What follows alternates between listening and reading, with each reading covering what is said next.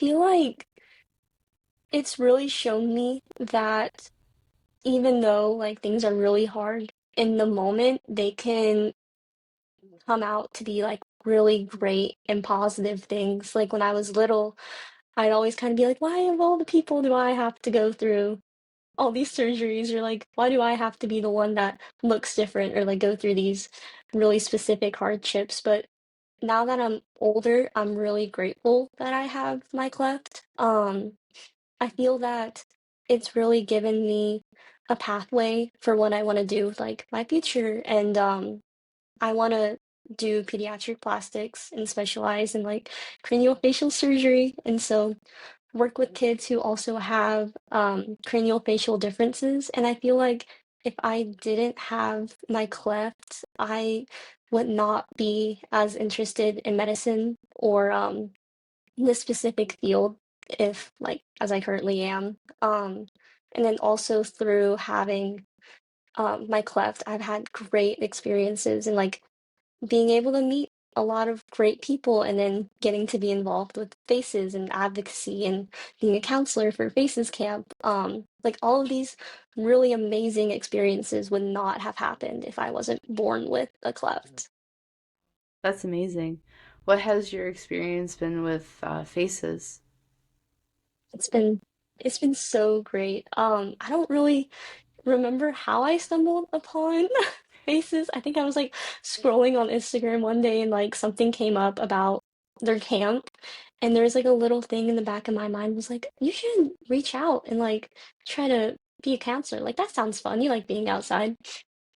Um, and from the minute like I started talking to like Amy and Ashley, like the directors, it's been such a great experience. And then getting to be the counselor at the camp, hearing the stories of like the campers, and then getting to see them make a bond that's like gonna last with them a lifetime of seeing other people their age who look like them and like have similar experiences. It's truly been amazing. There was almost a summer where I went to volunteer, but it didn't work out. But I still have that in the back of my mind to like Hmm. just go and volunteer at that camp. Yeah, because it's amazing what that camp offers and all Yeah, of that. I'm like, wow, like I wish I had this when I was younger. I know, me too. Like I would give anything for my younger self to have been able to experience meeting someone else with like a cleft or like a facial difference. Because like growing up in like a small town, like it was kind of just me. And so being able to see those kids like realize they're not alone and like to build that community, I feel like is so important for them. Yeah, yeah, because when you're born with something, whether it's super rare or if it's not as rare, Hmm. it still feels like I'm the only one with this, like Yeah, in the community that I'm being raised up in. And it's because people can like look at you differently and all that goes along with that.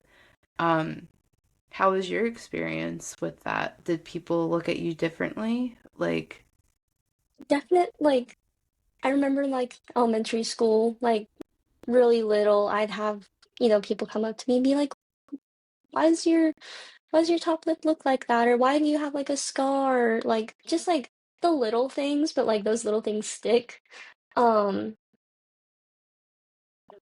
yeah, just kind of little comments here and there, but like never anything too severe that I'm sure a lot of other people can definitely experience. were you okay with them coming up and asking you? Um, I when I was really little, like I feel like I really didn't show it.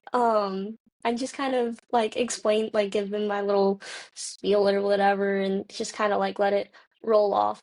Um, but as I'm older, I love when people ask me like those types of questions because I can like really advocate now. I feel like I really have like grown a voice for advocacy, rather than like when you're like 7 or 8 and you're like, I don't know, like that's just